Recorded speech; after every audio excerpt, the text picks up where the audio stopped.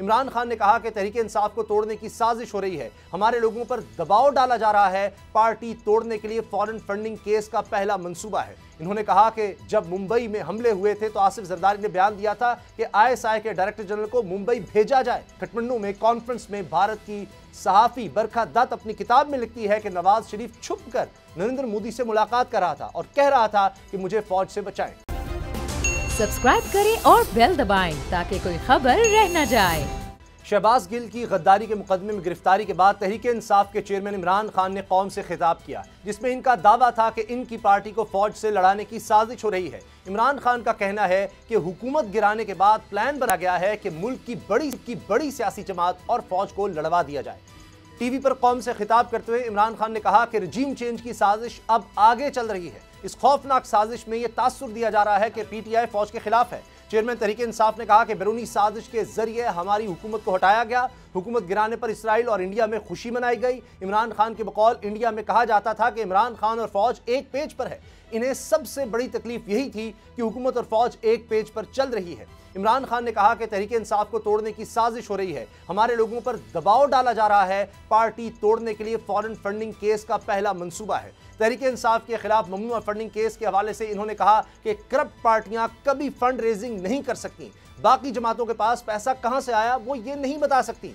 Challenge करता हूं कि एक ही पार्टी है जिसने कानूनी फंड रेजिंग की, वो तहरीक इंसाफ है। इमरान खान ने दावा किया कि फॉरेन फंडिंग केस को लेकर प्लान बनाया गया है कि मुल्क की सबसे बड़ी जमात को खत्म कर दिया जाए। इस मंसूबे का दूसरा हिस्सा तोशाखाना केस का है। इन्होंने यह दावा भी किया कि इससे अगला प्लान इनकी किरदार कुशी है। इन्हें यह भी मालूम है कि किरदार कुशी के इस मंसूबे में कौन कौन से चैनल इनका साथ देंगे।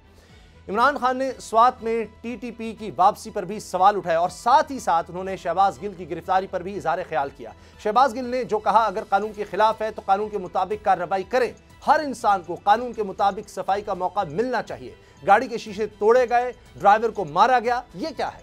इमरान खान ने अपने खिताब में अवाम को पीडीएम जमातों के कायदीन के वो सारे मुतनाज़ा बयान सुनाए जो उन्होंने इदारों के हवाले से दिए। इन्होंने कहा कि जब मुंबई में हमले हुए थे तो आसिफ जरदारी ने बयान दिया था कि आईएसआई के डायरेक्टर जनरल को मुंबई भेजा जाए। यही आसिफ जरदारी हुसैन हक्कानी के जरिए अमरीकियों को मैसेज भेजता है कि आसिफ जरदारी को पाकिस्तान की फौज से बचाएं। दूसरी तरफ नवाज शरीफ ने मुंबई हमलों के बाद इंटरव्यू में बताया कि वो लड़का पाकिस्तान से था जिसने हमला किया। पहले ही पाकिस्तान के खिलाफ बहुत बड़ी मुहिम चली हुई थी जिसमें आईएसआई और पाक फौज को टारगेट किया जा रहा था। इनका कहना था कि डॉन लीक्स हुई थी जिसमें कहा गया कि नवाज शरीफ और हुकूमत कहती है कि भारत के खिलाफ जो दहशतगर्दी हो रही है इसमें पाकिस्तान की आईएसआई और पाकिस्तान की फौज मुलव्वस है। और नरेंद्र मोदी बार बार पाकिस्तान के साबिक सिपहसालार जनरल राहील शरीफ को दहशतगर्दों का सरदार कहते थे और नवाज शरीफ इसी नरेंद्र मोदी को शादी पर बुला रहा था। इमरान खान ने कहा कि काठमांडू में कॉन्फ्रेंस में भारत की सहाफी बरखा दत्त अपनी किताब में लिखती है कि नवाज शरीफ छुपकर नरेंद्र मोदी से मुलाकात कर रहा था और कह रहा था कि मुझे फौज से बचाएं। ये लोग आज हमें कह रहे हैं कि हम गद्दार हैं। इन लोगों के अरबों डॉलर बाहर पड़े हैं। इनकी करप्शन की दास्तानें बैरून मुल्क किताबों में भी लिखी गई हैं। बीबीसी की डॉक्यूमेंट्री में भी इनकी चोरी का जिक्र है।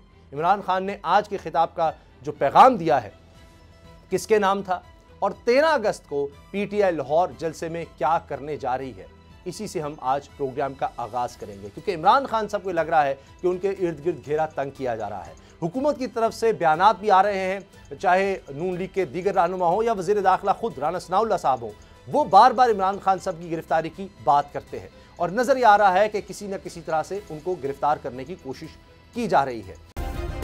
सब्सक्राइब करें और बेल दबाएं ताकि कोई खबर रह न जाए।